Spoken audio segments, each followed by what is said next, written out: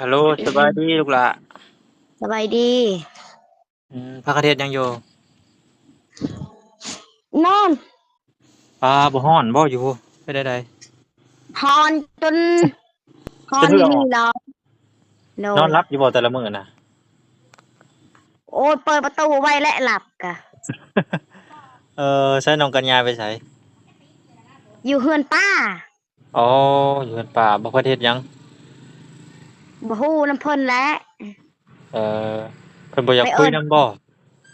ย่าคุยเลยไปเอิ้นก่อน โอเคไปเออมื้อนี้สิมีข่าวดีเด้อมื้อนี้เด้อโดยอ่ากันยาเอ้ยกันยาเพิ่นเอ้ยวี่ไอ้เพิ่นเอ้ยวี่ไอ้อันตีกายหน่อยตีเว้ยกันยาจุสบายดีไอ้หน่อยนี่วี่ไว้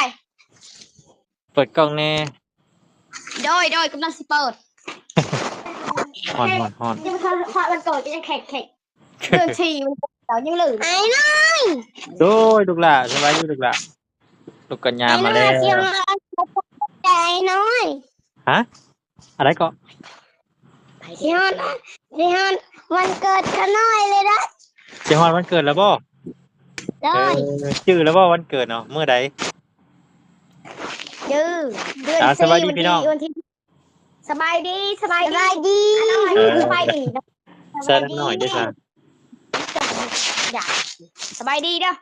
สบายดีอย่าพอปิ่นไปเลยสบายดีทำไมสบายดี โอเค ไอ้น้อยกินข้าวแล้วบ่หมอ ถ้าได้กินอีกละ กินข้าวไอ้น้อย ไม่ยังกันนะ ไปน้อยไอ้น้อยกินข้าวแล้วบ่ โดย ไอ้น้อยอยู่คือมืดแท้สบาย อยู่ตาราง ไอ้น้อย ไม่ยังกันนะ เกิบ อีช่างกันนะคือไปแมปสบายดีหน่อยนี่ไลเดอร์ไปไอ้น้อยอยู่ดีมีแห้งบ่ มีแห้งแล้วลูกหละสิขึ้นไปเอาเจ้ามาอยู่นำเด้อ ไอ้น้อยลงมาพี่ ฮะยังเกาะ คิดว่าไอ้น้อยลงมาพี่ มื้ออื่นสิมื้อหาเด้อ โดยบอกสบายไปว่าไม่เลยน้อยนะ มื้ออื่นสิมื้อหาเด้อมื้ออื่นสิขึ้นไปหา โดยไอ้น้อยไปไวเด้อ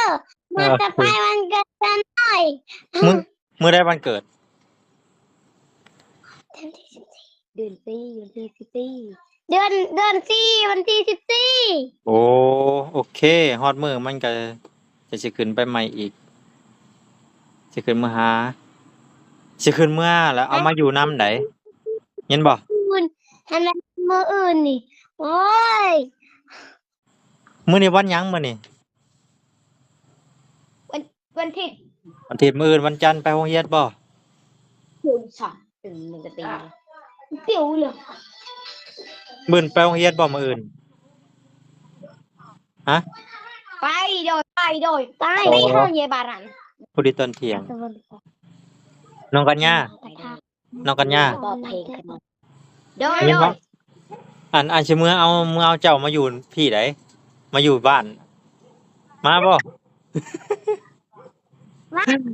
มาน้อยกันสิไปได้ นางน้อยสิมาอยู่นำบ่มาเลี้ยงน้องเด้อเจ้าเด้อน้องนาวิน โอ้ย มาอยู่นำน้องนาวิน โดยเอ้ย โดยอะลีบ่ ย่านคนเราเคยเห็นกันหน่อย ก็บ่เคยเห็นแล้วเอามาอยู่นำบ่ไปยังดอก เด็กคนเสียหรือคนไม่เสียกินข้าวแล้วลูกหล่ะ เอาลูกโซ่โดยแล้ว พากันเฮ็ดกินหยังมื้อนี้เฮ็ดกินหยังมื้อนี้ เอาไม่ หึ กินไข่ไก่ ไข่ไก่ไปซื้อให้ ซื้อที่มอบเงินเลยซื้อเอง ถ้าผู้ใหญ่จะดีทางไอล่า อ๋อ มอบเงินให้ไปซื้อ อ๋อทางปลาร้าไปซื้อนั่นเนาะซื้อไข่โอ้บ่มีพัดลมเนาะ บ่ฮ้อนก็ฮ้อน ฮ้อน เดี๋ยวขึ้นไปซื้อพัดลมให้เด้ออ่า โดย เอาซ้ำใดเอาซ้ำปูมือบ่หรือซ้ำกำปั้นพัดลม เอาซ้ำใด อาจารย์นี่ ซ้ำแขนน่ะ สิเย็นบ่ซ้ำแขน อีก เอา ร ซ้ำ อดมเท่านี้ เอาซ้ำกระด้งเลยเนาะเอาเปิดบาดเดียวปิ้วออกหน้าต่างเลย เปิดบาดเดียวปิ้วออกปองเยี่ยมเลย เลยพอดีอันนั้นสนใจเลย ฮะ ไปเหี่ยบาระไปฮ้อน อืม ก็ได้เขาตะแบก พากันไปไสมื้อนี้เบิดมื้อเลยฮะมื้อนี้พากันไปไส อยู่เฮือนไป อืม ไปจั คิด งเลย คิดว่าไปจักจันทร์ ไปจักจัน ได้บ่ ที่แบบไหน ไปจักโตมื้อนี้ ที่อ้อมไปอยู่บ้านละได้พอกินจักจัน โอ้บ่ได้ขึ้นไปนี่ติดไว้ให้เด้อคือว่าแล้วไปโรงเรียนเนาะลืม ไปโรงเรียนลืม โดย คิดว่าวัน ตอนวันที่ยังดีไปจิตให้เด้อ โอเค มาเรียนแล้วไปจิตให้ อืมโรงเรียนไปติดให้ มันแดดบ่ไปก็ยังมันแดดร้อนบ่ไปก็ยัง แดดไอ้น้อยไปบอกไปจิตจักจันร้ายเด้ บ่โอเค ขึ้นไปฮอดก่อนจังว่ากันใหม่ ลายนี่ จะไปติดกับไผ มันอยู่จุดบ่แม่นเลยต้นไม้มันดำเลย อ๋อหลายลิซะเนาะ นั่นละบ่ติดน้ โอ้หลายเดี๋ยวสิขึ้นไปติดนำมีหยังอยู่บ่ยางตังน่ะ ำมี อ๋อมีเนาะเออมีหลายข้องเอาบ่ได้บ่ ได้หน่อยมันน่ะ ข้อง จิตเอาเลย อย่าว่าข้องเอาคือกระป๋อม เก็บไปตัวหนึง โอ้ได้สองโต หนึ่งนี่ตัวหนึ่งนี่ลาย ตัวหนึงมันห้อง ตัวห แฮ นึ่ ง ง เนาะ ลายไอ้น้อยเด้อคิดว่าไอ้ดีหาเด้อ อ๋อโอเคคิดฮอดคือกันโอ้สัญญาณบ่อยากดีปานใดเนาะมื้อนี้เนาะจักเป็นจังไดสัญญาณบ่ค่อยดีมันร้อนบ่หรือว่าจังใด ไปติดจักคนมื้อนี้จักจันทร์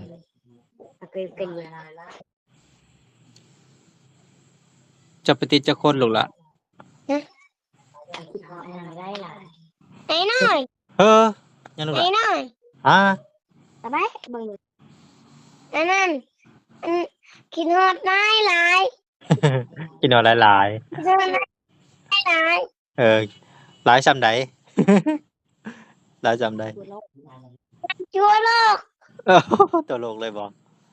เออเอาอดเอาเดี๋ยวมื้ออื่นก็เจอกันแหละมื้ออื่นเด้อ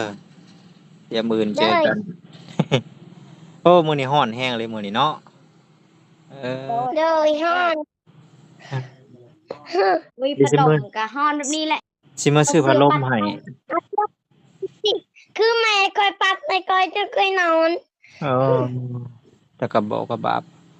บ่มีพัดลมเพียงไงเนาะเดี๋ยวเมื่อสิซื้อให้อัดเย็นเลยบัด ต่างกับย่างไอ้น้อยเปิดหน้าต่างก็ย่าง เปิดหน้าต่างก็ย้าน เปิดห้องเยี่ยมก็ย้าน เด้อ เปิดหลังคาเอาบ่เปิดหลังคาเอาลูกหลาน ได้จ้าเปิดหลังกากับพนตกกู เปิดหลังคาเอาโลดลูกหลานมั่งเอาไปเลย นั่นประตูล็อกบ่ได้ ฮะ ประตูก็ล็อกบ่ได้ย่าง อ๋อประตูล็อกบ่ได้ลืมเดี๋ยวขึ้นเมื่อสิจัดการให้เด้อเดี๋ยวสิโทรหาช่างมาครับมาแปลงให้อ๋อลืมประตูล็อกบ่ได้ เป็นลายไอ้น้อยนบไปเห็นตรงนี้คนใหญ่น้อยไอ้น้อย บ่เป็นหยังลูกหลานสาวไวๆเด้อไอ้น้อย โอเค เจ้าก็หายดีแล้วบ่ไข้ ไอ้เงี้ย โดย ไอ้แก้วด้วย โอ้หายดีแล้วเนาะยินดีนำ สาวเบิดทุกคนแล้วบ่ไข่นี่ ไอ้น้อยเจ็บไข้ก็ให้วิทย์ในว่างเด้อ อ๋อไผทางหลังน่ะ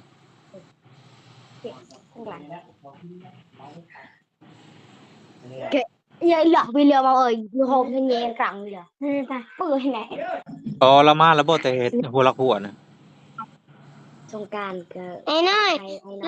sức ai nói anh ฮะ ai sông can anh ai nói mi yuri mi hang คือกันเด้อลูกหลานเด้อ đây อย่าไปไข่ได้มื้อสงกรานต์นะแม่เล่นสงกรานต์เนี่ยเด้ออย่าไปพากันไข่ได้ đi chịบอกอันลืมแล้วบอกกันนะ สิพากันเล่นอยู่ไสสงกรานต์บ่ลูกหล่ะเจ้าสิไปเล่นอยู่ไส ลืมมองอาคาน้อยห้องเพลงให้ฟัง เจ้าสิร้องเพลงบ่ลูกหล่ะ เด้อลองเพลง เจ้าสิร้องเพลงบ่ ลุงหลาเพื่อนร้องแล้วลุงหลา หึ เอาไป เป็นหยัง ไอ้หน่อย ฮะ นั่นลิ้นปีใหม่ไปฮดพระ โอ้อยู่ไสไปโพดพระอยู่ไสลูกหล่ะเจ้าโพดพระอยู่ไส ร้องเพลงนี่ร้องเพลงไอ้นอนสงัดแล้วนะอย่าไปด้วย สัญญาณบ่ค่อยมีมื้อนี้ไปได้ดีบัดนี้ตูดตูดตูดหมุนติ้วๆบัดนี้ จังได๋ล่ะบัดนี้พี่น้องเอ้ยสัญญาณทางนั้นหรือว่าสัญญาณทางนี้บ่ทางใดสัญญาณก็ได้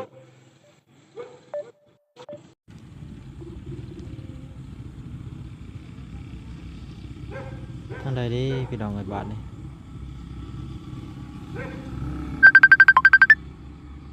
รับสายก่อน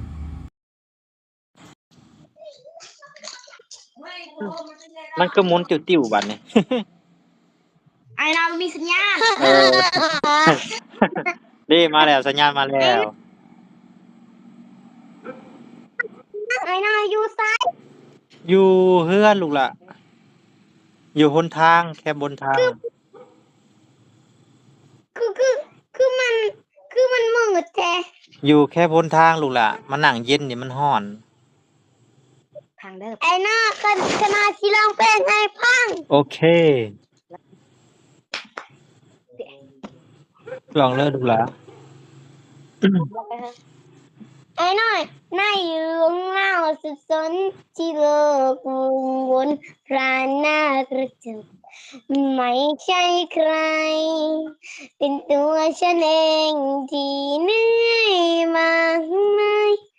ยามร้องไห้ไรใครสักคนที่คอยเช็ดน้ำตาได้แต่ภาวนาว่าวอนให้วันพรุ่งนี้ใจดีเกิดเน่าสักวันความปีแพ้มาเป็นแรงผลักดันความฝันจากนี้เมื่อลมหายใจอย่างนี้หัวใจดวงนี้ยังไม่หมดแรงจะพร้อมที่จะลงเกลงกัดฟ้ายังจะโจกชะตาจะจอดแทมสักกี่หนเคยอาจจนหนทางหนักหนาจะเอาความหวังเป็นเครื่องนำพาผ่านทางข้างหน้าแม้จะยากเย็นวิธีคนเกรงไม่ว่าจะลุกคลีกลางต้องลุกให้ไวอย่าเดินให้ไวอย่าเพิ่งคิดหัวใจจะไม่เฮียนะคนเกรงโดนคุณนังน้อยต่อไป นางน้อยอยู่หั่นบ่นางน้อยอยู่ห้องบ่นาง น้องน้อย นางน้อยห้องเพลงหยัง ไอ้ก็คือน้อย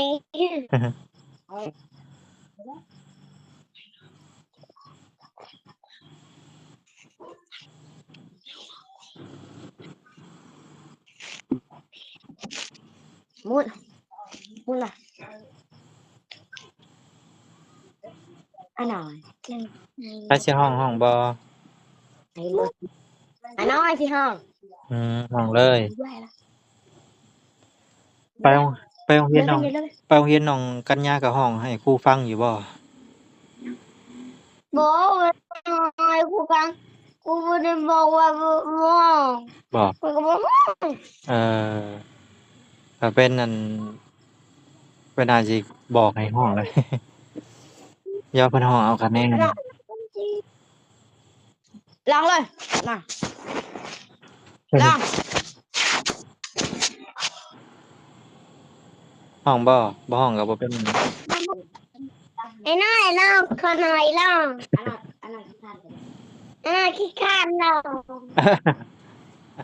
อันน้อยคือการห้อง พูดนางหน่อย อืมแม่ยังคือไผแมปๆอยู่น่ะ เอาอันนั้นคือเกิบนี่ ชื่อเกิบไผผ้าบ่ปาตโอ้โฮอย่าไปอั่นกลางคืนเด้อลูกหลานเด้อเขาเจ้าสิยิงเด้อเขาเจ้าว่าแสง เขาว่าแสงผีปอบ อย่าไปเข้าไปป่าเด้ จะไม่เห็นนะก็ไม่ได้ไปก็ไม่ได้ไปกลางคืน เออ ไปป่าแล้วหมักทุนเขายิงได้เขาว่าแสงผี ก ป ลา อง บ คืนแสงปอบยิงก็ตายแล้ว เออไปใส่เข้าป่าบ่ได้เด้เขาว่าแสงผีปอบมา ก็ว่าอันนั้นน่ะก็เขายิงแล้ว ยิงเลย ก็บูคนในเนาะ แม่นแล้วจะบ่ฮู้คน ไอ้น้อยลองเพลงหนึ่งไอ้น้อย โอเค จะต้องเป็นหยังอีกลูกหล่ะห้องรถ ลองเพลงหนึ่งไอ้น้อยลองเพลงกันเลย เบิ่งเพลงหยังดีบ่นะ ไอ้น้อยลองเพลงหนึ่ง โอเค ไอ้น้อยอยากได้เพลงหยัง จักเจ้าบ่ฮู้คือกันเจ้าร้องเพลงหยังเพลงรถห้องรถจะห้องเพลงหยัง เพลงหนึ่งซึ่งก็ไว้น้องนะนี่ผมไม่ใช่กระต่ายนะนี่ไง เจ้าจะห้องเพลงหยังลูก เดี๋ยวนะ ห้องรถ just ก็ไว้น้องจ้าก็เป็นเพลงนี้ก็ไว้น้องนะที่ไม่ใช่กระต่ายเวลาก็มันซ้อมเพลงอะเพลงอะอยู่ร่วมสุขมากกว่าสุขอยู่ร่วมสุขมากเคยท้อไม่เคยทิ้งกันยังปลอบใจกันทั้งที่ร้องไห้แต่สุดท้ายแล้วไม่เป็นอะไรแต่สุดท้ายแล้วไม่เป็นอะไรตอนนี้ยังรักกว่าเดิมด้วยซ้ำไป เมื่อผ่านพ้นวันที่มันเหนื่อยล้าในการไม่รู้ไม่กล้าเข้าทางตบมือ โอเค ไอ้นายมันจะตุน ตุนหยังน่ะไผชื่อการ์ตูนให้ไผชื่อการ์ตูนให้ อันนั้นไม่เจี๊ยบ โอ้แม่เจี๊ยบขอบใจเพิ่นหลายๆตอนนี้เจ้าอยากได้หยัง ให้ ตอนนี้เจ้าอยากได้หยัง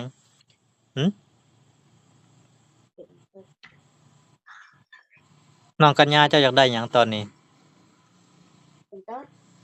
น้องอยากได้อ่ะขอยอยากได้อันนั้น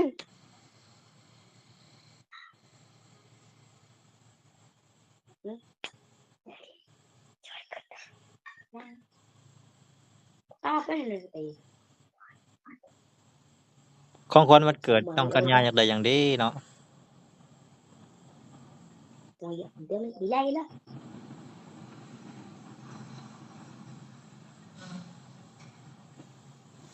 Taxi. ฮะบ่ใหม่ดู เอาเสื้อหายหน่อย ของขวัญวันเกิดเจ้าอยากได้บ่ อยากได้เสื้อผ้า วันเกิดของขวัญวันเกิดอยากได้เสื้อผ้า rồi เสื้อผ้าส่งขายาวจะมีจักโตลูกหล่ะ เอาเบิ่งก่อน1 2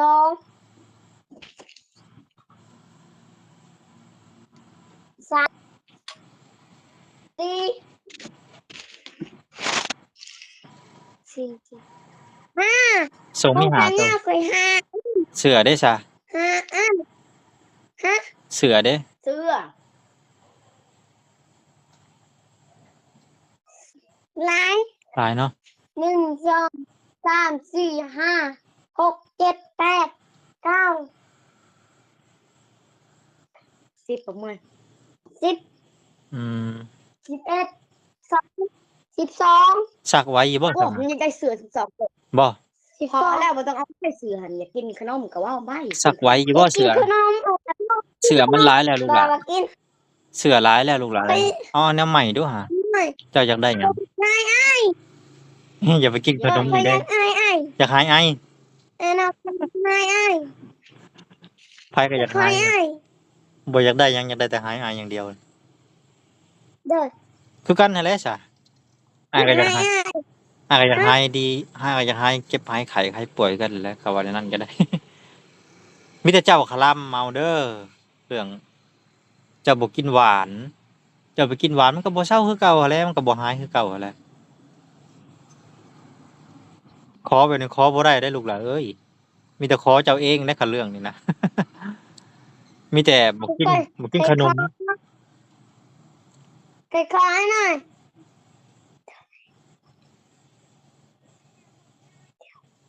เอาสิ่งที่มันจำเป็นเจ้าขาดหยังลูกหลาน จำเป็นพัดลม พัดลมบ่ยากมื้อขึ้นไปเดี๋ยวสิซื้อให้ โอ้ดีใจจัง สิ่งที่มันจะเป็นนอกจากพัดลมอีกเอาอันนี้มันมีในโปรแกรมอยู่แล้วมันอยู่ในรายการอยู่แล้วนี่นอกจากพัดลมได้มาหยัง กระติ้วไอ้หน่อยเขาบ่มียางกระติ้ว บ่มียางกระติ้วบ่ โอ้ ก็ ยางยางกระติ้วเนาะ ไอ้หน่อย ฮะ อันนั้นฟันขนมไอ้หน่อยอยากซื้อให้ยังซื้อให้ยังก็ได้ อ๋อของมื้อวันเกิดซื้อของขวัญให้หยังก็ได้ เด้อ โอเค เดี๋ยวจัดไป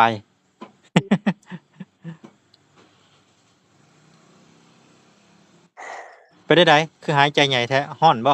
หรือในใด ฮ้อนแฮงเนาะอา ไอ้หน่อยกระติ้วนี่ อ๋อขึ้นไปเดี๋ยว ก สิ ระติ้วที่มัน โอเค เดี๋ยวได้ขึ้นไปเดี๋ยวซื้อให้เด้อ เด้อ อย่าลืมจื้อช่วยกันได้ขออันขึ้นไปอย่ามันลืมเด้ เด้อ จื้อช่วยกัน อันนั้นใครมาเอตะกี้ อืมยาสีฟันสบู่แผบยังอยู่บ่ ได้น่ะ ฮะ ใครอยากได้อันนั้น ได้ยังลูกหล่ะ เพื่อยังเขาก็ฟังแค่ที เอาได้แล้วนี่บ่เด้อได้มากก็ขน้อยไปขน้อยอยากได้นี่อันนี้ คือหยังอะน่ะ พระ เด้ก็มีอยู่เด้พระมันยังซะน่ะ พระนี่มันเป็นจังซี่ มันเป็นแบบใด อันนั้นก็บาดมือมาเคยบาดมือเลยก่อนเคยเฮ็ดจังซี่มันหายเลย อ่า พระจ้างว่าแท้บัดนี้ อยากได้วันเกิดก่อนอีหยังก็ได้ อ่า คะแนนอย่าเซอร์ไพรส์ไปเลยอย่าเชื่อไม่คะแนนเคยได้ใครจะพิจารณาที่ไหนน่ะ วันที่14เดือน4ฮ้อยวันที่14มันสิบ่สงกรานต์พุ่นบ่ บ่ บ่ฮอดเนาะ นอน ฮ้อนแฮงเนาะโอ้ยเอาอดเอามื้ออื่นก็ได้เย็นแหละมื้ออื่นเด้อมื้ออื่นก็ได้พากันเย็นนอนหลับแหละมื้ออื่นจักหลายมื้อแล้วบ่ฮ้อนบ่ได้หลับแต่กะบะกะเบาะทางน้องๆเพิ่นก็ดังไดเนาะ เดี๋ยวจะบาดของโอ้ยแล้วไอ้น่ะ กินยังอะน่ะขนม มาม่านี่ โอ้มาม่าบ่ มาม่า เออทำบ่ล่ะซื้อให้บ่ลูกหล่ะเพิ่นซื้อมื้อใด ซื้อเอง โอ้ซื้อเอง คุณยายใจดีมอบให้กิน อืมซื้อเอง ฮะ3 ถุง 3ถุง น่ากินถุงนึงมันกิน2 ถุงเอากินไปเลยตายเลยมันคือ2 ถุงหรอกูก็ตัวเดียว